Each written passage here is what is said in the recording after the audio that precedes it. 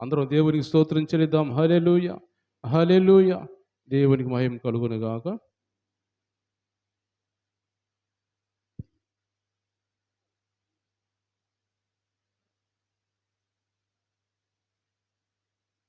హల్లెలూయా, హల్లెలూయా, హల్లెలూయా.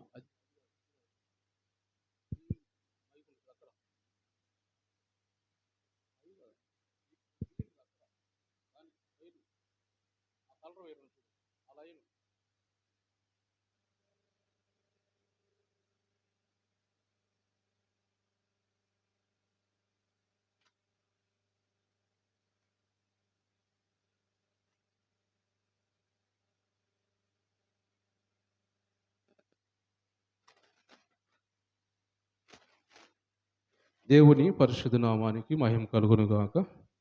మరోసారి దేవుని స్తోత్రం చెల్లిద్దాం. హల్లెలూయా, హల్లెలూయా. దేవునికి మహిమ కలుగును గాక. అలాగే చేరువచ్చిన మీ అందరూ కూడా ప్రభు పరిశుద్ధ నామములో అందరికీ వందనాలండి. అందరికీ వందనాలు. దేవుడు మనందరిని కూడా దీవించును గాక. కొద్దిసేపు దేవుని వాక్యం మనం ధ్యానం చేసుకుందాం. మన పరిశుద్ధ గ్రంథం బైబిల్లో నుంచి కొన్ని మాటలు మనం ధ్యానం చేసుకుందాం. యెషయా గ్రంథము, పరిశుద్ధ గ్రంథం అని బైబిల్లో నుంచి యెషయా గ్రంథము 6వ అధ్యాయం. యెషయా గ్రంథం 6వ అధ్యాయము మొదటి నుంచి కొన్ని మాటలు మనం చదువుకుందాం. రాజైన ఉజ్జియా మృతి నొందిన సంవత్సరమున అత్యున్నతమైన సింహాసనమందు ప్రభు ఆసీనుడై ఉండగా నేను చూచితిని. ఆయన చొక్కాయి అంచులు దేవాలయం నిండుకొనెను. ఆయనకు పైగా శరాపులు నిలిచి ఉండిరి. ఒక్కొక్కరికి 6 రెక్కలుండెను. ప్రతివాడు 2 రెక్కలతో తన ముఖమును, 2 రెక్కలతో తన కాళ్ళను కప్పుకొనుచు 2తో ఎగురుచుండెను. వారు ఏం మాట్లాడుతున్నారంటే, సైన్యములకు అధిపత్యకు యెహోవా పరిశుద్ధుడు, పరిశుద్ధుడు, పరిశుద్ధుడు, సర్వలోకము, ఈ లోకమంతా ఆయన మహిమతో నిండి ఉన్నదని గొప్ప స్వరంతో ప్రతిగానములు చేస్తూ పాటలు పాడుతూ దేవుని ఆరాధిస్తున్నారు. వాని కంఠస్వరం వలన గడప కమ్ముల పునాదులు కూడా కదులుచు మందిరం అంతా కూడా ధూమము చేత నిండగా. ఇక్కడ జాగ్రత్తగా వినండి.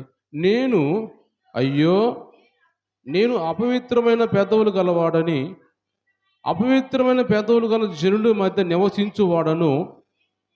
నేను నశించి తిని రాజును సైన్యములకు అధిపతి అయిన యెహోవాను నేను కన్నులారా చూసి తిననుకొంటిని. అప్పుడు శరణాపుల్లో ఒకడు వచ్చి బలిపీఠ మీద నుంచి కారుతో తీసిన నిప్పు చేత పట్టుకొని నా యొద్దకు ఎగిరి వచ్చి నా నోటికి దాన్ని తగిలించి, ఇది నీ పెదవులకు తగిలిన గనుక నీ పాపమునకు ప్రాయశ్చిత్తమాయెను, నీ దోషము తొలగిపోయెను అని. చాలా మంచి ప్రార్థన చేసుకుందాం. కళ్ళు మూసుకుందాం. పరిశుద్ధాత్మ దేవుడు ఈరోజు ఈ ఉదయ కాలంలో దేవుడు మనతో మాట్లాడినయుండగా, ప్రభా నాతో మాట్లాడు ప్రభా, ఈ వాక్యం ద్వారా నా హృదయాన్ని కదిలించిన ఆయన ప్రార్థన చేసుకుందాం. పరిశుద్ధుడా, ప్రేమమయుడా, జీవాధిపతి అయిన దేవా, జీవము కలిగిన దేవా, పరిశుద్ధుడా, మీ శ్రేష్టమైన ఘనమైన నామాన్ని బట్టి మీకు వందనాలు చెల్లించుకున్నాం, స్తోత్రాలు చెల్లించుకున్నాం. ప్రభా, ఇంతవరకు మీ సన్నిధి మాకు తోడుగా ఉంచి కాపాడి మీ రెక్కల చాటును భద్రపరిచి ఆరోగ్యాలు ఇచ్చి సజీవంగా ఉంచిన ఆయన ఈ ఆదివారం ఈరోజు ఈ ఉదయకాలం ప్రభా మీ సన్నిధిలో చేరి ప్రభా మీ నామాన్ని స్తుతించడానికి, ఘనపరచడానికి, ఆరాధించడానికి నాయన మీ వాక్యాన్ని ధ్యానించుకోవడానికి మీరు ఇచ్చిన ఈ అవకాశాన్ని బట్టి మీకు వందనాలు చెల్లించుకున్నాం. ప్రభా, వచ్చిన బిడ్డలందరూ జ్ఞాపం చేసుకున్నాయా, వారందరినీ కూడా దీవించండి, అందరినీ ఆశీర్వదించండి. ప్రభా, అందరూ కూడా ప్రభా ఆశీర్వదించబడిన బిడ్డలుగా ఉన్నట్టుకు సహాయం చేయను ఆయన.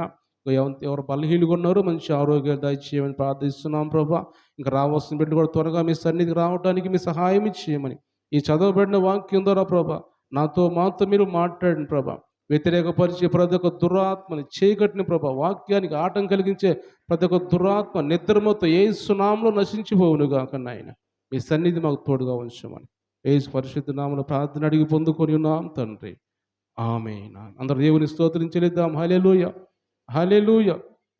దేవునికి మహిమ కలుగును గాక. దేవుని బిడ్డలారా, మనం చదువుకున్న ఈ మాటల్లో యెషయా గ్రంథం 6వ అధ్యాయంలో ఈ మొదటి నుంచి కొన్ని మాటలు మనం చదువుకున్నాం. అయితే ఈ మాటన్నిటి గురించి చెప్పాలనుకోవట్లేదు కానీ, ఇక్కడ రాయబడిన మాటలు ఏంటంటే, ఈ రోజు దేవుడు మనతో ఏం మాట్లాడాలని ఆలోచన చేస్తున్నాడంటే, రాజైన ఉజ్జియా అంటే మృత్యుంజన సంవత్సరంలో ఆహ్, యేసు ప్రభుని తండ్రి అయిన దేవుడిని అత్యున్నతమైన సింహాసనం మీద కూర్చున్నట్టుగా ఆయన్ను చూస్తున్నప్పుడు ఒక ఆకారం అంటే యెషయా ప్రవక్త కింద నుంచి దర్శనం చూస్తూ ఉన్నాడు.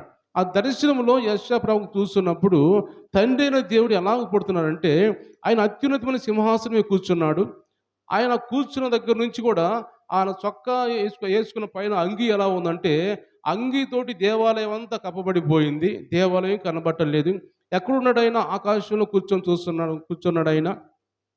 అలా చూస్తున్నప్పుడు యెషయా ప్రభువు చూస్తూనే ఉన్నాడు. అలా దర్శనం చూస్తున్నప్పుడు ఆయనకు పైగా సెర్రాఫులు, కెరూబులు అనే దేవుని దూతలు ఎగురుతూ ఉన్నారు.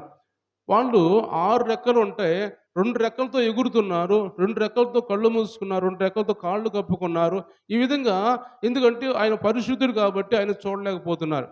ఆయన పరిశుద్ధమైన సన్నిధిలో ఉన్నారు కాబట్టి కాళ్ళు, అరికాళ్ళు కూడా వాళ్ళు కప్పుకున్నారు కనరాకుండా. అలాగ నోటితోటి వాళ్ళు ఎలా మాట్లాడుతున్నారంటే, ఆయన పరిశుద్ధుడు, పరిశుద్ధుడు, పరిశుద్ధుడని ఇక అదే మాటలు, ఇంకా రెండో మాట ఏముండదనమాట. ఎల్లకాలం ప్రతిరోజు కూడా అదే మాటలు. కొన్ని సంవత్సరాలు, వేల సంవత్సరాల నుంచి కూడా వాళ్ళు ఎలా మాట్లాడుతున్నారంటే, పరిశుద్ధుడు, పరిశుద్ధుడు, పరిశుద్ధుడు, సర్వలోకం కూడా ఆయన మహిమతో నిండింది అని చెప్పి ఎల్లప్పుడూ వాళ్ళు ఆరాధన చేస్తున్నప్పుడు ఆ పరలోక రాజ్యం అంతా కూడా అలాగ ధూమము చేత నింపబడినట్టుగా, గడప కమ్ములు పునాదులు అదురుతున్నట్టుగా దేవుని వాక్యం గమనిస్తూ ఉన్నాం. అయితే ఎందుకు ఈ మాటని యెషయా ప్రవక్త రాశాడంటే, ఆయన చూస్తున్నప్పుడు ఆయన ఆకారాన్ని, ఆయన దేహాన్ని, లేకపోతే ఆయన రూపాన్ని చూస్తున్నప్పుడు యెషయా ప్రవక్తకి చాలా భయమేసింది. ఈయన గొప్ప దేవుడు కదా! నేను పాపిని కదా! నేను పాపం చేసిన వాడిని కదా! ఇంత గొప్ప దేవుడిని చూస్తే పాపి మరణిస్తాడు కదా! ఆ రోజుల్లో ఏమనుకుంటారంటే, ఎవరైనా దేవుడిని చూస్తే వాళ్ళు చనిపోతారు, బ్రతకరు అనే భయం అనేది చాలా మందికి ఉంటుంది. మనం చాలా ఎగ్జాంపుల్ మనం చాలా చూసుకోవచ్చు.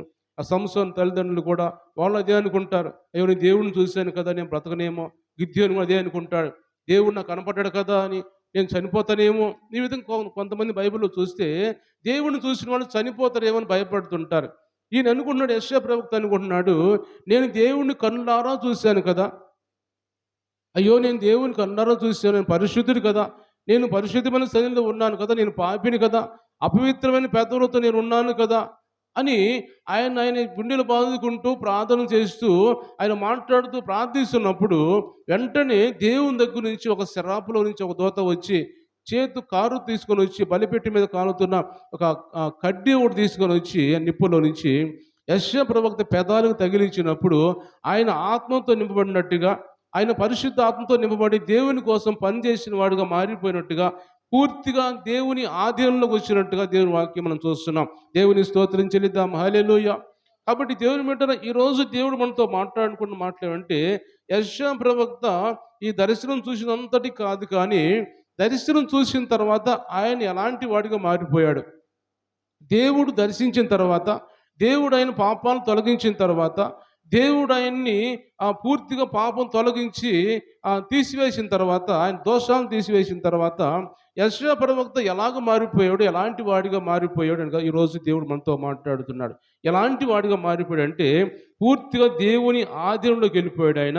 ఇప్పుడు ఆయన అంటున్నాడు, పెదవులకు ఎప్పుడైతే తగిలిందో, ఎప్పుడైతే ఆత్మతో నింపబడ్డాడో, ఎప్పుడైతే ఒక పరిశుద్ధమైన జీవితం మారిపోయిందో ఆయన జీవితము, వెంటనే అంటున్నాడు, యేసుప్రభు అంటున్నాడు, ఇప్పుడు నా కోసం ఎవరు వెళ్తారు? ఇప్పుడు నా కోసం మా దేశంలో కావచ్చు అనేక మంది నశించిపోతున్న ప్రజలు ఉన్నారు. వాళ్ళందరి కోసం ఇప్పుడు ఎవరు వెళ్తారు వాళ్ళు కాపాడడానికి, నా మాటలు చెప్పడానికి? వాళ్ళు నశించిపోతున్నప్పుడు వాళ్ళని రక్షించడానికి ఎవరు వెళ్తారు నా కోసము అని యేసు ప్రభు ఆ సింహాసనం మీద నుంచి మాట్లాడుతున్నప్పుడు వెంటనే యెషయా ప్రవక్త అంటున్నాడు, ఏమన్నాడు అక్కడ? ఆ మాట చదువుదామా?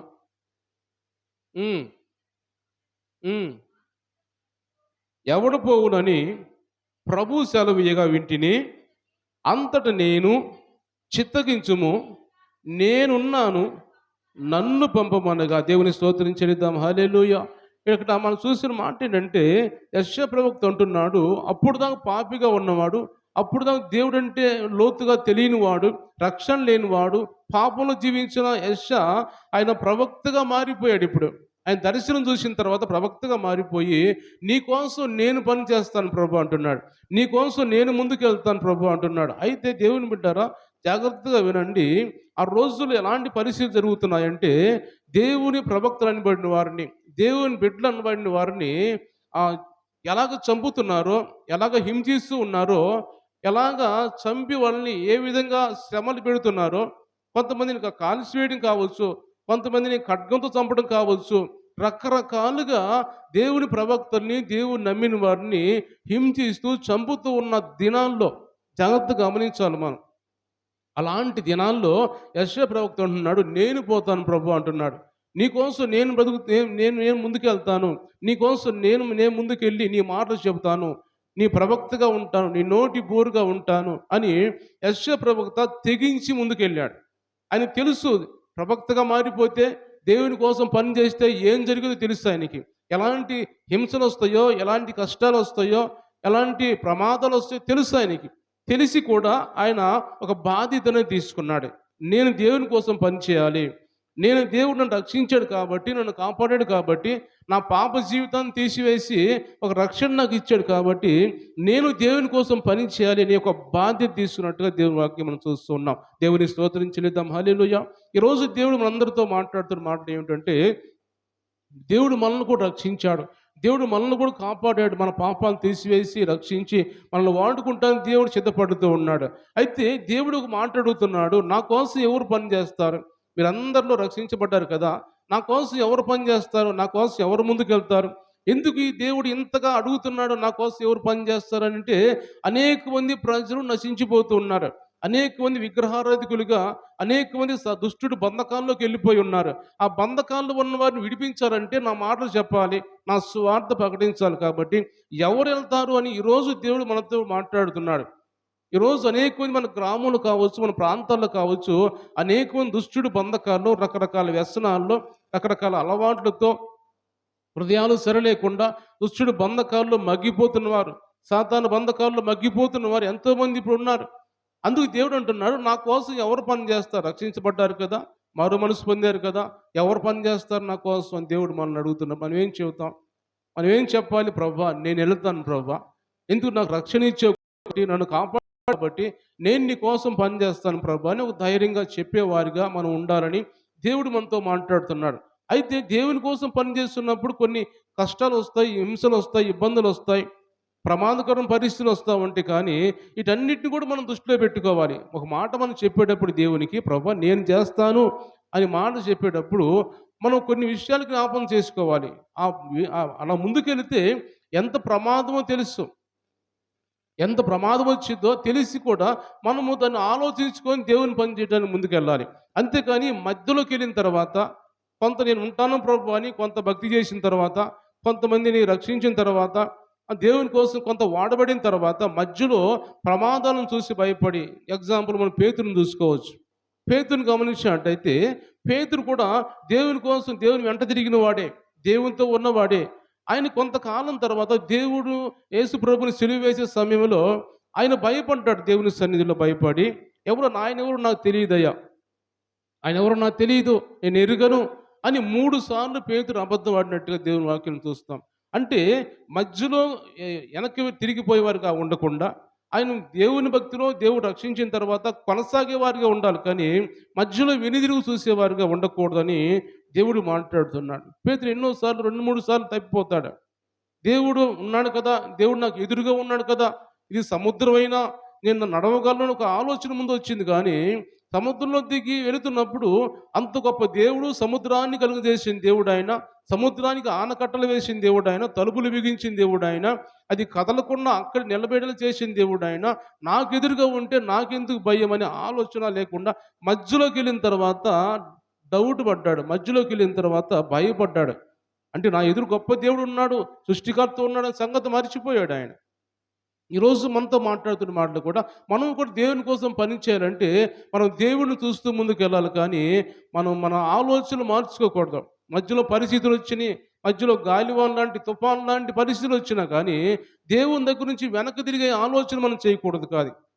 ఒక నిర్ణయం తీసుకున్న తర్వాత, ఒక తీర్మానం చేసుకున్న తర్వాత దేవుని కోసమే పని చేసేవారుగా ఉండాలి. కానీ మధ్యలో కొన్ని భయాలొచ్చినప్పుడు, కొంతమంది బెదిరించినప్పుడు, అట్లాంటి వాటికి భయపడి వెనక్కి తగ్గి నాకెందుకులే ఈ భక్తి, నాకెందుకులే ఈ భక్తి ఎందుకు, దీనివల్ల మనకి ఏమొచ్చిద్ది అనే ఆలోచనతో వెనక్కి తిరిగి చూడకూడదు. కానీ మనం ముందు కొనసాగే వారిగా ఉండాలని దేవుడు మనతో మాట్లాడుతున్నాడు. కాబట్టి దేవుని వెంటనే గమనించినట్టయితే, బైబిల్‌లో మనం కొంతమందిని గమనించినట్టయితే దేవుని కోసం పని చేయటానికి ముందుకెళ్ళి ఎన్ని కష్టాలొచ్చినా, ఎన్ని ఆటంకాలొచ్చినా కానీ దేవుని పని జరిగించిన వారిని బైబిల్‌లో కొంతమంది మనం చూడవచ్చు. చివరి వరకు కూడా ఏ భయం లేకుండా, ఎంతమంది భయపెట్టినా గానీ భయం లేకుండా ధైర్యంగా ముందుకెళ్ళిన మనం కొంతమందిని బైబిల్‌లో మనం చూసినట్టయితే మొదటిగా నెహెమ్యా గురించి మనం చూస్తాం. నెహెమ్యా గ్రంథం చూద్దాం ఒకసారి. నెహెమ్యా గ్రంథం 6వ అధ్యాయంలో, నెహెమ్యా గ్రంథము 6వ అధ్యాయం 10, 11 వచనాలు చదువుకుందాం. హ్మ్. అటు తరువాత మెహేతబేలునకు పుట్టిన దెలయ్య కుమారుడైన షెమయ యొక్క ఇంటికి వచ్చి తిని, అతడు బయటికి రాకుండా నిర్బంధించబడలేదు.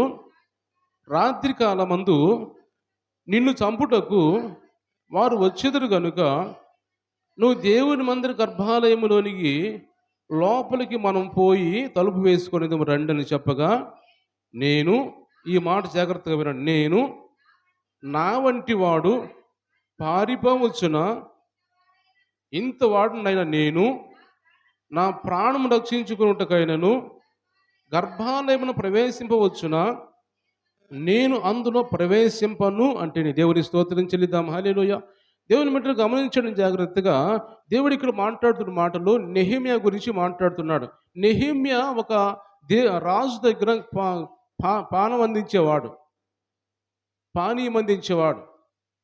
అలాంటి ఉద్యోగస్తుడైన నెహెమ్యా, ఆయనకు ఒక మాట వినబడిన తర్వాత యెరూషలేము పట్టణం నాశనం అయిపోతుంది, యెరూషలేము పట్టణం ప్రాకారాలు కాల్చివేయబడ్డాయి అని ఒక మాట ఆయనకు వినబడిన తర్వాత ఆయన ఎంతో దుఃఖముతోటి ఉపవాసం ఉండి దేవుని సన్నిధిలో కూర్చొని ప్రార్థన చేస్తున్నాడు. ఎందుకంటే జాగ్రత్తగా ఒక మాట వినండి. నేను మొదట చెప్పిన మాట ఏంటంటే, ఒక బాధ్యత కలిగి ఉండాలి. ఈ మాట జాగ్రత్త మైండ్లో పెట్టుకోండి. ఒక బాధ్యత కలిగి యెషయా ప్రవక్త నేను చేస్తాను అని ముందుకెళ్ళాడు. అయితే గమనించండి, నెహెమ్యా గురించి మనం చూసినట్టయితే నెహెమ్యా ఎంతో వేదనతోటి, బాధతోటి ఉపవాసం ఉండి ప్రార్థన చేస్తున్నాడు. ఎందుకు ప్రార్థన చేస్తున్నాడంటే దేవుని ప్రజలు అక్కడ ఉంది. వాస్తవం చూస్తే నెహెమ్యా బబులోను దేశం వచ్చిన తర్వాత అక్కడ జన్మించాడు, అక్కడ పుట్టాడు, అక్కడ పెరిగాడు. కానీ కొంత తెలిసి అక్కడ ఏమాత్రం తెలిసిన పరిస్థితులు ఏం లేవు. యెరూషలేము గురించి తెలుసు కానీ అక్కడికి వెళ్ళిన పరిస్థితులు కూడా లేవు నెహెమ్యాకి. నెహెమ్యా కావచ్చు, జెరుబ్బాబెలు కావచ్చు, ఇలాంటి వాళ్ళు బబులోను దేశంలో వెళ్ళిన తర్వాత అక్కడ జన్మించిన వాళ్ళు, ఇతర దేశంలో జన్మించిన వాళ్ళు. అలాంటి ఆ పరిస్థితిలో ఉన్న నెహెమ్యా ఆయన ఎంతో బాధతో, వేదనతో, నా ప్రజలు నశించిపోతున్నారు, నా దేశము కాల్చివేయబడింది, నా ప్రాకారాలు కాల్చివేయబడ్డాయి, కాబట్టి నేను దాన్ని కట్టాలి, నాకు బాధ్యత తీసుకున్నాడు నెహెమ్యా. ఒక బాధ్యతతోటి దేవుని సన్నిధిలో ప్రార్థన చేస్తూ ఉన్నాడు. నేను ప్రాకారం కట్టాలి, పడిపోయిన ప్రాకారం కట్టాలి, నా ప్రజలను మరలా బాగు చేయాలి, నేను వారితో నేను కలిసి జీవించాలి, కొంతకాలం వారిని బలపరచాలి అని నెహెమ్యా ఒక బాధ్యత తీసుకొని రాజు దగ్గరికి వెళ్ళి అడిగినప్పుడు రాజు ఒప్పుకుంటాడు. సరే నెహెమ్యా, నువ్వు ఎంతకాలం ఉంటావంటే, ప్రభా రాజా ఇంతకాలం ఉంటాను నేను, ఇంతకాలం అది ముగించిన తర్వాత మరలా నీ దగ్గరికి వస్తాను పని చేయడానికి అని రాజు దగ్గర తీర్మానం చేసుకొని, రాజు దగ్గర కొంత డబ్బు తీసుకొని, కొంత కట్టడానికి కావలసిన కొయ్యలు కావచ్చు, చెట్లు కావచ్చు, ఏవైతే అవసరం అవుతాయో అన్ని సామాగ్రి తీసుకొని వెళ్ళి యెరూషలేము ప్రాకారం కట్టడానికి మొదలు పెడుతూ ఉంటాడు. అయితే కడుతున్నప్పుడు ఎన్నో ఆటంకాలు వస్తూ ఉంటాయి. ఎంతోమంది అక్కడ వ్యతిరేకించే వాళ్ళు ఉంటారు. వ్యతిరేకించే వాళ్ళు వచ్చి నెహెమ్యాను భయపెట్టము, నెహెమ్యాని అటు కట్టకుండా చేయటము, ఆటంకపరచడము, రకరకాలుగా ఇబ్బందులు పెడుతున్న పరిస్థితులు నెహెమ్యాకి. ప్రాకారం కడుతున్నప్పుడు, దేవుని ప్రాకారం కడుతున్నప్పుడు అది కట్టకుండా ఆపడానికి ఎన్నో ప్రయత్నాలు చేస్తున్నారు. సన్బల్లట్ అని, టోబియా అని రకరకాల మనుషులు వచ్చి ఆయన్ని ఆటంకపరుస్తూ ఉంటారు. ఆటంకపరుస్తున్నప్పుడు ఇంకొక మాట వాళ్ళు ఏం చెప్తారంటే, నెహెమ్యా ఈరోజు ఈ రాత్రి కాలం నిన్ను చంపడానికి వస్తున్నారు కొంతమంది, కాబట్టి నువ్వు వెళ్ళి గర్భాలయంలో గుడిలో లోపలికి వెళ్ళి దాక్కో, నువ్వు దాక్కో, వాళ్ళు నిన్నేం చేయరు, నేను కనపడ అక్కడికి వచ్చి చంపడానికి వీల్లేదు కదా, ఎందుకంటే దేవుని గర్భాలయం అంటే దేవుడు ఉండే స్థలం కాబట్టి, అది పరిశుద్ధమైన స్థలం కాబట్టి అక్కడ చంపడానికి వీల్లేదు. కాబట్టి నువ్వు అక్కడికెళ్ళి దాంకో నెహెమ్యా అన్నప్పుడు, నెహెమ్యా అంటున్నాడు, ఈ మాట చాలా ధైర్యం ఇచ్చే మాట ఇది. ఏమంటున్నాడు? నాలాంటి వాడు పారిపోవచ్చునా? దేవుడు నన్ను ఏర్పరచుకున్న తర్వాత, దేవుని కోసం ఒక బాధ్యత నేను తీసుకున్న తర్వాత, నాలాంటి వాడు పారిపోవచ్చునా? చనిపోయేదానికి అక్కడ అంటున్నాడు, సావుకు నేను భయపడుతున్నాను నేను అనే మాట ఇక్కడ నెహెమ్యా మాట్లాడుతున్నట్టుగా మనం చూస్తున్నాం. ఇతడు వాడిన నేను నా ప్రాణం రక్షించుకోవడానికి గర్భ ప్రవేశించేదా నేను? ఏమాత్రం అట్లా చెయ్యను నేను. నా ప్రాణం పోయినా పర్వాలేదు కానీ, నేను తీసుకున్న బాధ్యత నేను నెరవేరుస్తాను.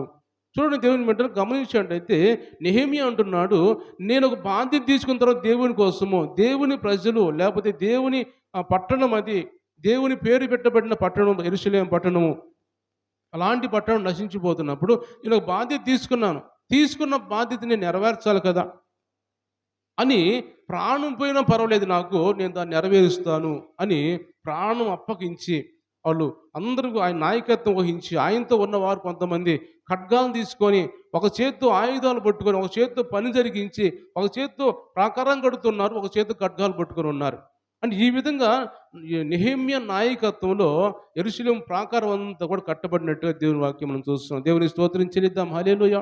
ఈరోజు దేవుడు మనందరితో మాట్లాడుతున్న మాటలు ఏంటంటే, మనము కూడా ఒక బాధ్యతను తీసుకోవాలి దేవుని సన్నిధిలో. దేవుని మందిరంలో కావచ్చు, దేవుని పరిచర్యలు కావచ్చు, ఒక బాధ్యత తీసుకొని, ప్రభా నీకోసం నేను వాడబడతాను, నీకోసం నేను ఉపయోగపడతాను, నేను ఒక బాధ్యత కలిగిన వాడుగా నేను సన్నిధిలో జీవిస్తాను ప్రభా అని మనం అందరూ కూడా ఒక తీర్మానం చేసుకునే వారిగా ఉండాలి. దేవుని సన్నిధిలో నమ్ముకుంటున్నాం మంచిదే, మారు మనసు పొందుతున్నాం, బాప్తీసాలు పొందుతున్నాం మంచిదే, కానీ పొందిన తర్వాత మనము దాన్ని కొనసాగించుకోవాలి, దాన్ని మనం సద్వినియోగం చేసుకోవాలి. బాప్తీసం పొందామంటే ఒక బాధ్యత మనకు వచ్చినట్టే, సంఘంలో కావచ్చు ఎక్కడైనా మనం ఒక బాధ్యత తీసుకున్నట్టే. నశించిపోతున్న ఆత్మల కోసం మనం ప్రార్థన చేయాలి కనీసము అనే ఆలోచన మనకు రావాలని దేవుడు మనతో మాట్లాడుతున్నాడు. ఎవరైనా ఒక యజమాని ఒక పని చెప్పిన తర్వాత దాసుడు ఏం చేయాలంటే బాధ్యత కలిగి పని చేయాలి. ఈరోజు యేసు ప్రభువైన మన యజమాని అయినా, మన యజమాని మనకు పని చెప్పిన మనం ఏం చేయాలంటే ఖచ్చితంగా బాధ్యత కలిగి పని చేయాలి. ఒక ఎగ్జాంపుల్గా మనం చూసినట్టయితే అబ్రహాము గురించి మనం చూస్తే, అబ్రహాము దాసుడైన ఎలియాజరు ఉంటాడు. అబ్రహాము దాసుడు ఎలియాజరుని పిలిచి ఆదికాండం 24వ అధ్యాయంలో మొదటి నుంచి కొన్ని మాటలు మనం చూసినట్టయితే అక్కడ చదవాల్సిన అవసరం నేను చెప్తాను, జాగ్రత్తగా వినండి. అక్కడ ఎలియాజరుని పిలిచి, దాసుడు ఎలియాజరుని పిలిచి అబ్రహాము అంటాడు, అయ్యా ఇక్కడ ఈ ప్రాంతంలో ఇస్సాకుకి ఎవరిని కూడా చూడటానికి వీల్లేదు, పెళ్లి చేయడానికి వీల్లేదు. ఎందుకంటే వీళ్ళందరూ కనానీయులు కాబట్టి, విగ్రహారాధికులు కాబట్టి, వీళ్ళందరూ ఏ అమ్మాయిని కూడా ఇస్సాకు చేయొద్దు. నువ్వు వెళ్ళి మా బంధువులు ఉన్నారు, అక్కడికి వెళ్ళి నాహోరు పట్టణం వెళ్ళి అక్కడికి వెళ్ళి ఒక అమ్మాయిని చూసి, మా బంధువుల్లో ఒక అమ్మాయిని చూసి తీసుకొని మాట్లాడి తీసుకొనిరా ఇస్సాకుకి అని అబ్రహాము ఎలియాజరుకి మాట చెప్పిన తర్వాత, ఎలియాజరు బాధ్యత కలిగిన వాడిగా, ఎలియాజరు ఎవరు, ఎక్కడోడు, ఆ దేశం వాడు కాదు అసలు, ఎక్కడి నుంచో దాసుడు పారిపోతుంటే ఆ దమస్కు పట్టణం కలిపి, దమస్కు పట్టణం అంటే ఈజిప్టు ఆ ప్రాంత ఐగుప్తు దేశం సంబంధించిన ఎలియాజరు. ఆ ఎలియాజరు ఇక్కడికి వచ్చి అబ్రహాముకు దాసుడిగా ఉన్నాడు. అబ్రహాము చెప్పినప్పుడు దాదాపు ఎలియాజు ఎలాంటి వాడంటే, వేరే చోట దొంగతనం చేసి ఎక్కడో యజమాని దగ్గర నుంచి పారిపోతున్న వాడిని అబ్రహాం దగ్గర చేర్చుకున్నాడు. దగ్గర చేర్చుకొని అబ్రహాం ఆయన్ని మంచిగా సాగుతున్నప్పుడు, ఆయన మంచిగా చూస్తున్నప్పుడు, అబ్రహాం అంటే మంచి విశ్వాసం కలిగిన వాడిగా మారిపోయాడు ఎలియాజరు. అందుకని అప్పటి నుంచి నమ్మకస్తుడిగా ఉన్నాడు ఎలియాజరు. ఏ దేశం వేరైనా కానీ నమ్మకం అనేది ఏర్పడిన తర్వాత ఆయన ఒక బాధ్యత తీసుకొని వెళ్తున్నాడు, నాహోరు పట్టణం వెళుతున్నాడు. నా యజమానుడు నా పని చెప్పాడు కాబట్టి ఆ పని నేను బాధ్యతగా చేయాలి అని ఎలియాజరు వెళుతూ ఉన్నాడు. ఆ దేశం వెళ్ళాడు. ఆ దేశం వెళ్ళిన తర్వాత దేశం ఎంట్రన్స్లోకి వచ్చింది. నాహోరు పట్టణం వెళ్ళిన తర్వాత అక్కడ మోకరించి ప్రార్థన చేశాడు, ప్రభువా ఎవరైతే నా దగ్గరకు వచ్చి ఇగో నీకు మంచినీళ్ళు పోస్తాను, నేను మంచినీళ్ళు అడిగినప్పుడు నీకు పోస్తాను, నీ ఒంటెలకు కూడా పోస్తాను అని ఎవరైతే అంటారో వాళ్ళే నా యజమాను కుమారుడికి భారీగా ఉంటారు అని ప్రార్థన చేసుకుని లేచిన తర్వాత రెబెకా వచ్చి వస్తున్నప్పుడు ఈయన త్వరగా వెళ్ళిపోయి, అమ్మ నాకు మంచినీళ్ళు ఏమైనా పోస్తావు అన్నప్పుడు, నీకే కాదు నీ ఒంటెలకు కూడా పోస్తాను అని 10 ఒంటెలు ఉంటే వాటన్నిటి తాగగలిగిన మంచినీళ్ళు చేది పోసిన తర్వాత ఆయన సంతోషంగా రెబెకా ఇంటికి వెళ్ళి, వాళ్ళ తండ్రి ఇంటికి వెళ్ళి, బెత్లెహేము వాళ్ళ తండ్రి ఇంటికి వెళ్ళి, అక్కడికి వెళ్ళి ఆ ప్రాంతంలో ఉండి వాళ్ళతో మాట్లాడి, ఇదిగో నా యజమానుడు ధనవంతుడు, నా యజమాని నన్ను పంపించాడు, నేను బాధ్యత కలిగి పని చేయాలి, కాబట్టి ఇక్కడ నేను ఉండటానికి వీల్లేదు, వెంటనే ఆ రిబ్కాను నాతో పంపించండి అని ఆ రిబ్కాను తీసుకొని మరలా వచ్చి అబ్రహాము దగ్గరికి వచ్చి వాళ్ళ దగ్గరికి వచ్చినట్టుగా ఆ ఊరు వచ్చినట్టుగా దేవుని వాక్యం మనం చూస్తూ ఉంటాం. దేవుని స్తోత్రం చెల్లిద్దాం. హల్లెలూయా. అంటే దేవుడు ఈ రోజు మనతో మాట్లాడుతున్న మాటలు, చెప్పిన పని బాధ్యతగా చేసుకొని వచ్చాడు ఎలియాజరు. ఈరోజు దేవుడు మనతో మాట్లాడుతున్న మాటలు కూడా, దేవుడు మనకి ఏ పని చెప్పాడో, ఏది అప్పగించాడో ఆ పనిని మనం బాధ్యత కలిగి చేయాలి. బాధ్యత మరిచి చేసినట్టయితే మనము దేవుని కోపానికి పాత్రులం అయిపోతాం. దేవుడు మాట్లాడుతున్నాడు. బాధ్యత మరిచి అనాలోచితంగా దేవుని సన్నిధిలో ఏ పని చేసినా కానీ, నిర్లక్ష్యంగా చేసినా కానీ దేవుని కోపానికి బాధ్యులుగా మారిపోతాం. దేవుడు మాట్లాడుతున్నాడు. కొన్ని కొన్ని మాటలు దేవుడు కఠినంగా మాట్లాడుతుంటాడు. అన్ని ఆశీర్వాదాలు రావు, అన్ని దీవెనలు రావు. ఒక్కోసారి దేవుని కోపం వస్తూ ఉంటుంది, దేవుని ఉగ్రత మన మీదకి వస్తూ ఉంటుంది. ఎందుకంటే ఆయన చెప్పిన బాధ్యత నెరవేర్చకపోతే ఆ దేవుని కోపం మండినట్టుగా దేవుని వాక్యం చాలా చూస్తాం. అహరోను గురించి మనం చూడొచ్చు. అహరోనికి దేవుడు ఒక మంచి బాధ్యత అప్పగించాడు. యాజకుడిని పని ఇచ్చాడు దేవుడు. యాజకుడు పని ఇచ్చినప్పుడు ఏం చేశాడు అహరోను? ఆయన మధ్యలోకి వెళ్ళిన తర్వాత బాధ్యత మర్చిపోయి ఇజ్రాయేలు ప్రజలకి నిర్గమాకాండం 32వ అధ్యాయం మనం చూసినట్టయితే అక్కడ రాయబడిన మాటలన్నీ కూడా ఏముంటాయంటే, బాధ్యత మర్చిపోయి అహరోను ఒక విగ్రహాన్ని చేసి, దూడని చేసి, మీరందరూ ఈ దూడను మొక్కేసేయండి, మీరందరూ దూడని మొక్కి మీరు తినండి, త్రాగండి, ఇష్టానుసారంగా తిరగండి అని అహరోను తన ప్రజల్ని అలా ప్రేరేపిస్తాడు. వెంటనే దేవుని కోపం వచ్చేసింది. వెంటనే దేవుని కోపం వచ్చి అహరోను వచ్చి ఎంత కోపపడతాడో అహరోను మీద. మోషే వచ్చి అహరోను మీద ఎంతో కోపపడతాడు. ఎందుకు ఈ పని చేసావు అంటే, అయ్యా నేను కాదు, ప్రజలే గోల చేశారు, వాళ్ళే ఇచ్చారు, నేను ఆ బంగారం అంతా తీసుకుపోయి మంటలో వేసినప్పుడు, అగ్గిలో వేసినప్పుడు అదే దూడగా మారిపోయింది అంటాడు. అన్ని అబద్ధాలు. ఎవరైనా అలాగ వేస్తే దూడగా మారిపోయిద్దా? చేయకుండా, చెక్కకుండా. ఒక శిల్పు తీసుకోవాలి, ఆ ఉలి తీసుకోవాలి, దాన్ని చెక్కాలి, చక్కగా దూడలా చేశాడు. చేసి అన్ని అబద్ధాలు చేసింది అహరోను. బాధ్యత మరిచిపోయింది అహరోను. అలా చేసినందువల్ల ఆయన ఏమయ్యాడు? కనాను దేశం చేరలేకపోయాడు, మధ్యలో ఆగిపోయాడు. మోషేతో అంటాడు, మోషే, అహరోను నా మాట వినలేదు కాబట్టి, విగ్రహారాధన ప్రజలను ప్రేరేపించాడు కాబట్టి, అహరోను ఇక్కడనే యువతల్ని ఆయన కొండ మీద తీసుకెళ్ళి అతని బట్టలన్నీ తీసి అతని కుమారుడిని ఎలియాజరుకు తొడిగించి అంటాడు. ఎలియాజరుకి ఎప్పుడైతే తొడిగిస్తాడో ఆ కొండ మీద శిఖరం మీదనే అహరోను చనిపోతాడు. అంటే దేవుని కోపం అనేది అలా మధ్యలో, ఎందుకంటే బాధ్యతగా ఇచ్చినప్పుడు ఆ బాధ్యత నెరవేర్చకపోతే దేవుని కోపం ఒక్కోసారి వస్తుంది. ఎగ్జాంపుల్కి చెబుతున్నాను, ఇవన్నీ కూడా కొన్ని ఉన్నాయి, ఇంక చాలా ఉన్నాయి. బైబిల్లో మనం చూస్తే దేవుని కోపం మితముగా వచ్చింది. అన్నీ దేవుడు మనకు ఆశ్రయిస్తాడు, మనకు దీవెనలు ఇస్తాడు, మనకు ఆరోగ్యాలు ఇస్తాడు. ఇవే కాదు, ఇవి ఉంటాయి. కానీ ఒక్కోసారి మన బాధ్యత మర్చిపోయి దేవుడు చెప్పిన పని చేయకుండా మనము మన సొంత పనులను చేసుకుంటూ, సొంత కార్యక్రమాలకు ఉపయోగించుకుంటూ దేవుడిని నిర్లక్ష్య పెడితే దేవుని కోపం ఒక్కోసారి మండినప్పుడు ఇలాంటివి జరుగుతూ ఉంటాయి. ఆ శ్రేష్టమైన దేశాన్ని అహరోను చూడలేకపోయాడు. మోషే కూడా చూడలేకపోయాడు. మోషేను అంటాడు, మోషే, నేను ఎందుకు నిన్ను ప్రజలకు నీళ్ళు ఇవ్వమన్నాను, బండను పగలగొట్టమన్నాను, బండతో మాట్లాడమన్నాను, నువ్వు బండను 2 సార్లు కొట్టి ద్రోహులారా నా ప్రజలు అన్నావు. కాబట్టి నా ప్రజలు ద్రోహులారా నువ్వు అంటావా? కాబట్టి నువ్వు అన్నావు, ఈ మాట అన్నావు కాబట్టి నువ్వు కనాను దేశం చూడవు అని మోషేతో అంటాడు. అంటే దేవుడు ఎంత బాధ్యత కలిగిన వారిగా ఉన్నా కానీ మోషే అలాంటి వాడు, ఎంత దేవుని మాటకు లోబడేవాడు. అలాంటి వాడైనా ఎవరైనా దేవుడు లెక్క చేయడు. ఎవరు ఉండవాళ్ళైనా, లేని వాళ్ళైనా, పేదవాళ్ళైనా, దరిద్రులైనా ఎలాంటి వారిని చూడరు దేవుడు. నేను చెప్పిన పని చేస్తున్నాడా లేదా, సక్రమంగా చేస్తున్నారు లేదా అని చూస్తాడు. కానీ నువ్వు ఎలాంటి వాడువో, ఎలాంటి పరిస్థితి నీకుందో, ఎంత ధనం కలిగి ఉన్నావో, ఎంత హోదా కలిగి ఉన్నావో, ఇవన్నీ దేవుడు చూడడం. అందుకే మోషేని కూడా ఎంత నాయకత్వం వహించి తీసుకొచ్చినా కానీ, ఇన్ని అద్భుతాలు చేసి ఐగుప్తు దేశంలో తీసుకొచ్చిన మోషేని కూడా నువ్వు కనాను దేశం చేరడానికి వీల్లేదు, కనాను దేశం చూపించలేదు. కాబట్టి చూడాలనుకుంటున్నావా? ఆశగా ఉందా? ఎక్కు, ఈ పర్వతం ఎక్కు అని ఆ మోయాబు దేశం యువతల పర్వతాలు ఉంటే ఆ పర్వతం ఎక్కించి, ఇదిగో నువ్వు చేరకుండా ఆగిపోయే దేశం ఇదే అని పర్వతం మీద నుంచే దేశాన్ని చూపిస్తాడు ఆ మోషేకి. అంతేకాని ఆ దేశం చేర్చడు. ఎందుకు మాటలు చెబుతున్నానంటే, ఒక బాధ్యత తీసుకున్న తర్వాత బాధ్యత నెరవేర్చేవారుగా ఉండాలి. నెహెమ్యా గురించి మనం చూస్తున్నాం.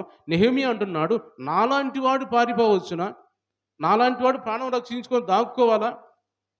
ఎంత మాత్రం నేను అలాంటి ఆ పని చేయను నేను. ఎందుకంటే నేను దేవుని పని చేయాలి, దేవుని కోసం నేను ఉపయోగపడాలి నేను అని ఒక నెహెమ్యా లేకపోతే ఒక యెషయా ప్రవక్తలాగా యెషయా ప్రవక్త ఉన్నాడు, నేను పోతాను ప్రభువా, నేను చేస్తాను నీ పని, నేను నీ కోసం ఉపయోగపడతాను అని యెషయా ప్రవక్త ఆహ్, చె మా చెప్పినట్టుగా దేవుని సన్నిధిలో మనం చూస్తూ ఉన్నాం. కాబట్టి దేవుని బిడ్డలు గమనించినట్టు ఎలాంటి వారిని బైబిల్‌లో మనం చాలా మందిని చూసుకోవచ్చు. అపోస్తలుడు పౌలు అంటాడు ఒక మాట, అపోస్తలుల కార్యములు మనం చూసినట్టయితే, అపోస్తలుల కార్యముల్లో ఒక మాట మనం చూద్దాం. పౌలు మాట అంటాడు, ఆహ్, 20 అపోస్తలుల కార్యములు,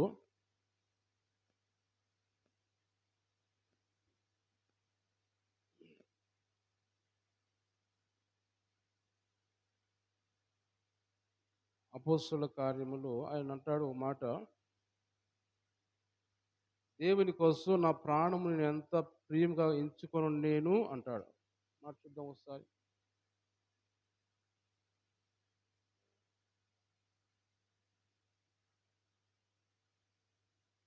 హ్మ్. ఎవరైనా తీసి చదవండి. నా ప్రాణం ఎంత మాత్రం ప్రియమైనదిగా ఎంచుకోనలేదు అంటాడు.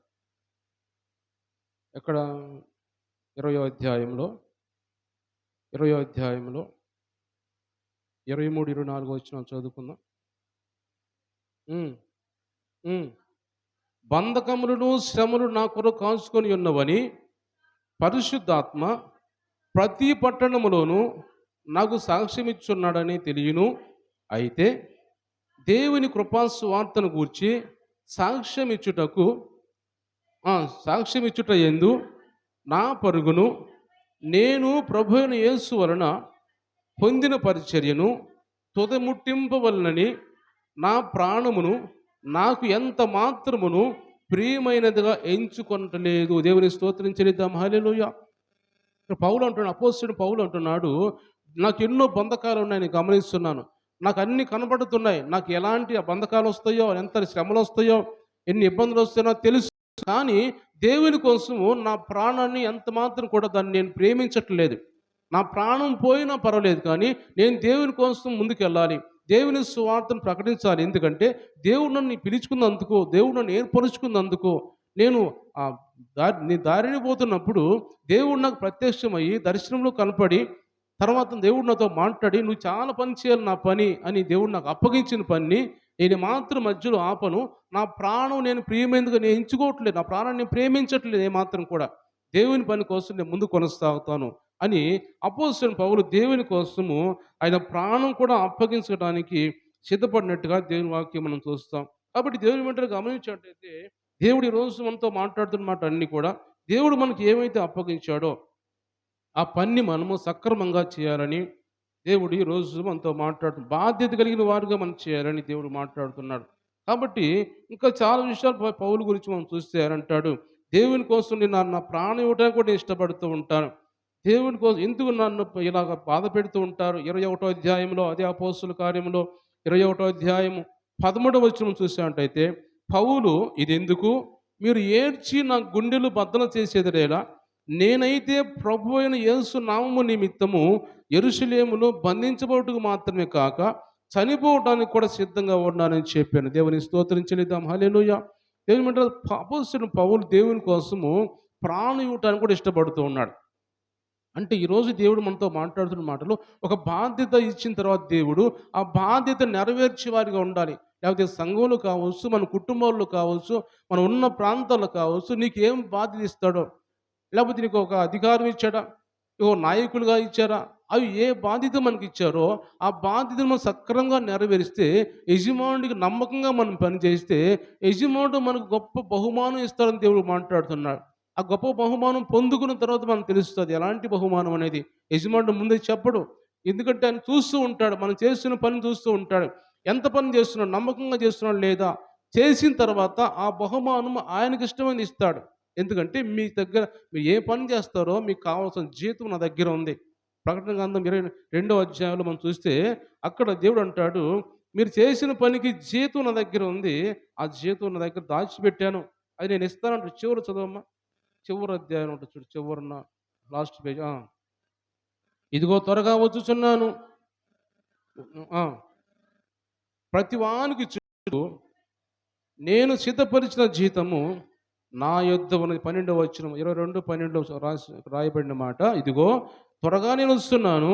వాని వాని క్రియల చొప్పున ప్రతి వానికి ఇచ్చుటకు నేను సిద్ధపరిచిన జీతము నా యొద్ద ఉన్నది. ఎవరికి జీతం ఇవ్వాలో, ఎంత నమ్మకంగా పనిచేస్తే అంత నమ్మకమైన జీతం దేవుడు మనకిస్తాడు. అంత నమ్మకమైన కిరీటం దేవుడు మనకిస్తాడు.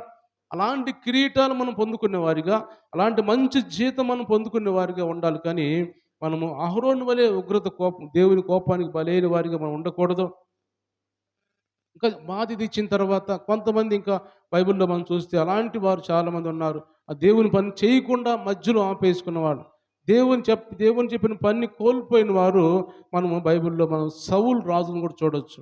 సౌలు రాజుని కూడా మొట్టమొదటి రాజుగా సౌలుని దేవుడు ఏర్పరచుకున్న తర్వాత సౌలు ఏం చేస్తాడు? సమూయేలు మొదటి గ్రంథంలో 13వ అధ్యాయంలో మనం చూసినట్టయితే 13వ అధ్యాయం చదవాల్సిన పని లేదు కానీ మనం నేను చెప్తాను జాగ్రత్తగా వినండి. 13వ అధ్యాయంలో రాయబడిన మాట ఏంటంటే దేవుడు ఆయనకిచ్చిన పనిని, ఆయనకిచ్చిన రాజు మంచి భాగ్యాన్ని అది కోల్పోతాడు. కోల్పోయిన తర్వాత మొట్టమొదటిగా ఆయన చేసిన పని ఏంటంటే, సమూయేలు ప్రవక్త వచ్చేదాకా ఉండకుండా ఆయనే ఒక యాజకుడిగా మారిపోయి, రాజు అయినవాడు రాజు పని చేయకుండా ఆయనే యాజకుడిగా మారిపోయి, ఆయనే వెళ్ళి ప్రార్థన చేసి, ఎందుకు సొలొమోను రావటం ఆలస్యమైంది కాబట్టి నేనే ప్రార్థన చేస్తాను, అన్నీ నేనే చేస్తాను అని అన్నీ ఆయన చేసినందువల్ల దేవుని ఉగ్రతకు కారకుడయ్యాడు. వెంటనే అన్నాడు సొలొమోను అంటున్నాడు, సమూయేలు అంటున్నాడు, సమూయేలు ప్రవక్త అంటున్నాడు, "నువ్వు చెప్పిన పని చేయకుండా నేను వచ్చేదాకా నువ్వు ఉండకుండా నువ్వు చేసావు కాబట్టి దేవుడు నీ రాజ్యాన్ని లాగివేసుకున్నాడు. నీకు ఇచ్చిన బాధ్యతను సక్రమంగా నెరవేర్చలేదు." తర్వాత మరలా రెండవది మనం చూస్తే అమాలేకులందరినీ భూమి మీద లేకుండా చెయ్యి అని వాళ్ళ మీద యుద్ధం చెయ్యి, ఏది కూడా మిగలకుండా అన్నీ కూడా కాల్చివేయమన్నప్పుడు సౌలు రాజు మంచి మంచి కొవ్విన దూడల్ని, కొవ్విన ఎద్దుల్ని, మంచి బలిసిన వాటిని తీసుకొచ్చి అలా పక్కన ఉంచుకుంటాడు. అంటే దేవునికి చెప్పిన పనిని బాధ్యత లేకుండా చేశాడు. బాధ్యత మర్చిపోయి చేశాడు కాబట్టి ఆ రాజు పదవి నుంచి తొలగిపోయాడు సౌలు రాజు.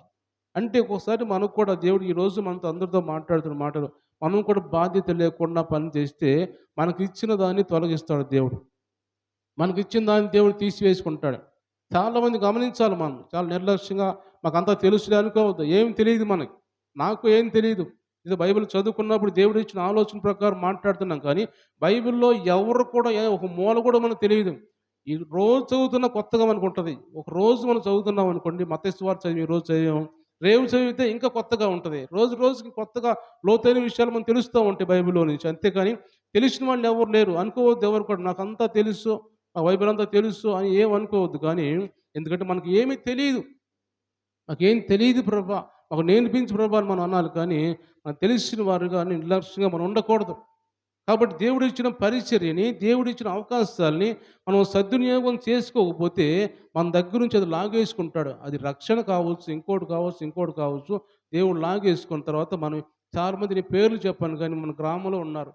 ఆత్మీయ భ్రష్టులు అయిపోయిన వారు ఉన్నారు. ఆత్మీయ భ్రష్టులు. ఈ లోకానుసారం కాదు కానీ ఆత్మీయ భ్రష్టత్వంలోకి వెళ్ళిపోయారు చాలామంది కొంతమంది. దేవుని సందుకు వెళుతూ మధ్యలో ఆగిపోయి సరే వేరే చోటకనే వెళ్ళకుండా పూర్తిగా దేవుడు మర్చిపోయిన వాళ్ళు కొంతమంది గ్రామంలో ఉన్నారు. ఆత్మీయ భ్రష్టత్వానికి వెళ్ళిపోతే అలాంటి రక్షణ కోల్పోయారు. ఎందుకు ఈ మాట చెబుతున్నానంటే మన బాధ్యత మనం మర్చిపోతే దేవుడు మనకి ఇచ్చిన రక్షణ కూడా తీసివేసుకుంటాడు. అప్పుడు ఆత్మీయ భ్రష్టత్వంలోకి వెళ్ళిపోతాం. దేనికి పనికి రాకుండా అయిపోతాం. రోగాలు, వ్యాధులు సంక్రమిస్తూ ఉంటాయి. కాబట్టి ఇలాంటివన్నీ బారిన మనం పడకుండా ఉండాలంటే దేవుడిచ్చిన బాధ్యత మనం సక్రమంగా నెరవేర్చే వారిగా ఉండాలి కానీ మధ్యలో ఆపేసుకొని నిర్లక్ష్యం చేస్తే అది మామూలుగా ఎవరో అందరిలో దేవుడు ఒక దేవుళ్ళే అనుకోవటం కాదు. అందరిలో దేవుడు కాదు ఈయన. ఈయన ప్రత్యేకమైన దేవుడు ఆయన. మనం నమ్ముతున్నాం. బైబిల్ రాసిన నమ్మాలి మనం. ఆయన గొప్ప దేవుడు. ఆయనే దేవుడు. ఇంకా ఏ దేవుడు లేడు. దేవుడు యేసుప్రభు అంటాడు ఆ మాట. నేనే దేవుడిని. పైన ఆకాశం ముందు కానీ, భూమి మీద కానీ, భూమి కింద కానీ ఎక్కడ కూడా ఏ దేవుడు మీరు పూజించకూడదు. నేనే దేవుడిని అంటాడు. కాబట్టి అలాంటి దేవుడిని మనం నమ్మి, అలాంటి గొప్ప దేవుడు మనం నమ్ముకున్నాం కాబట్టి అనాలోచితంగా తేలిక దేవుని తీసిపడేది ఎవరు కూడా. తేలిక ఉండే దేవుడు కాదు ఈయన. ఆయన మాట చెబితే నెరవేరుస్తాడు ఆయన. ఆయన మాట చేతి ఖచ్చితంగా నెరవేరుస్తూ ఉంటాడు. ఒకసారి మనం ఆయన మాట నెరవేర్చకపోతే ఒకసారి ఆయన కోపం వస్తూ ఉంటుంది మన మీదకి. కాబట్టి మనం గమనించేటైతే ఒక మాట మనం చూద్దాం. ఒక మాట చెప్పని మనం త్వరగా నేను ముగించడానికి ప్రయత్నం చేస్తాను. ఎస్తేరు గ్రంథంలో మనం చూసినట్టయితే ఎస్తేరు గ్రంథంలో మొర్దెకై ఎస్తేరుతో ఒక మాట అంటాడు. మొర్దెకై ఎస్తేరుతో ఒక మాట అంటాడు. అదేమిటంటే మనం చదువుకుందాం ఒక మాట. ఎస్తేరు తోటి మొర్దెకై 4వ అధ్యాయము 9వ వచనం చదువుకుందాం. హ్మ్. హ్మ్. హ్మ్. హ్మ్. హ్మ్. స్త్రీయే గాని హ్మ్. ప్రవేశించిన ఎడల బ్రతుకునట్లుగా రాజు తన బంగారపు దండమును ఎవరి తట్టు చాపునో వారు తప్ప ప్రతి వాడు కూడా సంహరించబడునన్న కఠినమైన ఆజ్ఞ కలదని రాజసేవకులందరికీ నీ ఉన్నది. సంస్థానంలో ఉన్న జనులందరికీ తెలిసి ఉన్నది.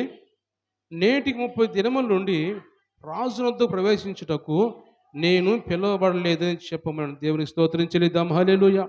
గమనించండి దేవుని బిడ్డలారా, ఈ మాట ఎందుకు ఈ ఎస్తేరు మాట్లాడుతుందంటే కొద్దిగా జాగ్రత్తగా మన దేవుడు మాట్లాడే అర్థమైద్ది మనకి. అక్కడ ఎస్తేరు ఈ మాట ఎందుకు మాట్లాడిన కారణం ఏంటంటే, అక్కడ ఆ సంస్థానములో హామాను అనే ఒక వ్యక్తి ఉంటాడు. మంత్రి ఉంటాడు. ఆ మంత్రి ఏం చేస్తాడంటే యూదులందరిని కూడా ఎవ్వరు లేకుండా యూదులను చంపాలి అని ఒక ఆజ్ఞ జారీ చేసిన తర్వాత, అది మొర్దెకైకి తెలిసిన తర్వాత మొర్దెకై అంటాడు, ఎస్తేరు రాణిగా ఉన్నప్పుడు రాణి దగ్గరికి పోయి అంటాడు, అమ్మా నువ్వు మా మనిషివి కాబట్టి మన బిడ్డలందరినీ కూడా యూదులందరినీ కూడా చంపడానికి హామాను ప్రయత్నం చేశాడు. కాబట్టి నువ్వు వెళ్ళి ఏదో ఒక విధంగా రాజు దగ్గరికి వెళ్ళి రాజు దగ్గర మనవి చేసుకొని మనలందరినీ యూదులందరినీ కాపాడడానికి నువ్వు మనవి చేయాలి, మాట్లాడాలి అన్నప్పుడు ఎస్తేర్ అంటది, లేదు లేదు, నేను ఇంతవరకు కూడా రాజు దగ్గరికి వెళ్ళలేదు. నన్ను వివాహం చేసుకున్నాడు కానీ ఇంతవరకు నా దగ్గర కనపడలేదు ఆయన. ఆయన ఆజ్ఞ లేకుండా, ఆయన మాట లేకుండా ఎవరైనా ఆయన దగ్గరికి వెళితే వాళ్ళు ఆయన ఎవరైతే ప్రేమతోటి ఆయన చేతిలో ఉన్న దండం ఎవరి మీద చూపిస్తాడో వారు మాత్రం బ్రతుకుతారు. కానీ మిగిలినందరూ సంహరించబడతారు, చచ్చిపోతారు. ఎందుకంటే రాజు ఆజ్ఞ లేకుండా ఎవరు లోన ప్రవేశించడానికి వీల్లేదు. కాబట్టి ఇంతవరకు నేను ప్రవేశించలేదు. కాబట్టి వెళ్ళటానికి వీలు కాదు అన్నప్పుడు మొర్దెకై అంటాడు. మొర్దెకై మంచి శ్రేష్టమైన మాట, ఒక మాట అంటాడు. చూడండి ఆ మాట మనం చదివినట్టయితే, మొర్దెకై ఎస్తేరుతో ఇట్లు ప్రత్యుత్తరం ఇచ్చి, రాజనగరులో ఉన్నంత మాత్రము చేత యూదులందరికంటే నువ్వు తప్పించుకొందవని నువ్వు మనస్సులో తలంచుకొనవద్దు. నువ్వు ఈ సమయమందు ఏం మాట్లాడక మౌనుగా ఉంటే యూదులకు సహాయమును హ్మ్, మరొక దిక్కు నుంచి వచ్చును గాని నువ్వు నీ తండ్రి ఇంటి వారు నశించుదురు. ఈ మాట జాగ్రత్తగా వినండి. నువ్వు ఈ సమయమును బట్టియే రాజ్యములకు వచ్చితివేమో ఆలోచించుకోమని చెప్పాను. దేవుని స్తోత్రం చెల్లిద్దాం. హల్లెలూయా. ఎస్తేరుతో అంటున్నాడు మొర్దెకై, తన పినతండ్రి అయిన మొర్దెకై అంటున్నాడు, ఎస్తేరు నువ్వు ఎక్కడో ఉండేదానివి, ఆ రాజును ఏర్పరచుకొని రాణిగా చేసుకున్నాడు. నీకు అర్హత ఇచ్చాడు, రాణివయ్యావు. అయితే మన ప్రజలందరూ కూడా చనిపోయే పరిస్థితి వచ్చింది కాబట్టి నువ్వు రాజు దగ్గరికి వెళ్ళి మనం చేసుకుంటే మన ప్రజలందరూ బతుకుతారు అన్నప్పుడు ఎస్తేరు అంటుంది, లేదు లేదయ్యా, నేను రాజు దగ్గరికి వెళ్ళలేను. వెళ్తే ఆయన అనుమతి లేకుండా చంపుతాడు. కాబట్టి వెళ్ళలేను అన్నప్పుడు మొర్దెకై అంటాడు, వాళ్ళ పెద్దంటే అంటాడు, ఏమంటాడంటే అలా మాట్లాడకూడదు నువ్వు. ఎందుకంటే నువ్వు వచ్చింది రాజధానికి రాణిగా వచ్చింది, నువ్వేదో అనుభవించడానికి కాదు, రాణిగా ఉండి ఎంజాయ్ చేయడానికి కాదు. కానీ దేవుడు ఈ సమయం కోసం నిన్ను రాణిగా ఏర్పరచడం గమనించుకో. ఈ సమయం కోసం ఈ దేశంలోకి నువ్వు రాణిగా వచ్చేయేమో. ఈ పదవి నీకు వచ్చిందంటే, లేకపోతే ఇంత హోదా నీకు వచ్చిందంటే, నువ్వేదో అనుభవించడానికి కాదు, దేవుని బిడ్డల్ని కాపాడడానికి. దేవుని బిడ్డలు నశించిపోతున్నప్పుడు వాళ్ళని కాపాడడానికి దేవుడు నీకు అవకాశం ఇచ్చాడని గుర్తు చేసుకో. అంతేకాని నాకేదో అవకాశం వచ్చిందిలే, నేను ఎంజాయ్ చేద్దాము, రాణిగా ఉండి అంతఃపురంలో ఉందామని అనుకున్నావంటే, నువ్వు నీ తండ్రి ఇంటి వారు నశించిపోతారు, జాగ్రత్త అని ఆ మొర్దెకై ఎస్తేరుతో అంటాడు. ఎందుకంటే దేవుని బిడ్డలు గమనించినట్టయితే ఈరోజు దేవుడు మనందరితో మాట్లాడుతున్న మాటలు కూడా, మనము ఈ సమయం ముందు దేవుడు మనల్ని ఎందుకున్నాడు, ఎందుకు మనకు రక్షణ ఇచ్చాడు, ఈ సమయంలో మనకు ఎందుకు ఇచ్చాడంటే నశించిపోతున్న ఆత్మలు, ఎస్తేరుతో ఎలా అయితే మాట్లాడాడో నశించిపోతున్న ఆత్మలు ఎన్నో ఉంటే ఆ ఆత్మల కోసం మనం ప్రార్థన చేయడానికి మనకు అవకాశం ఇచ్చాడేమో దేవుడు.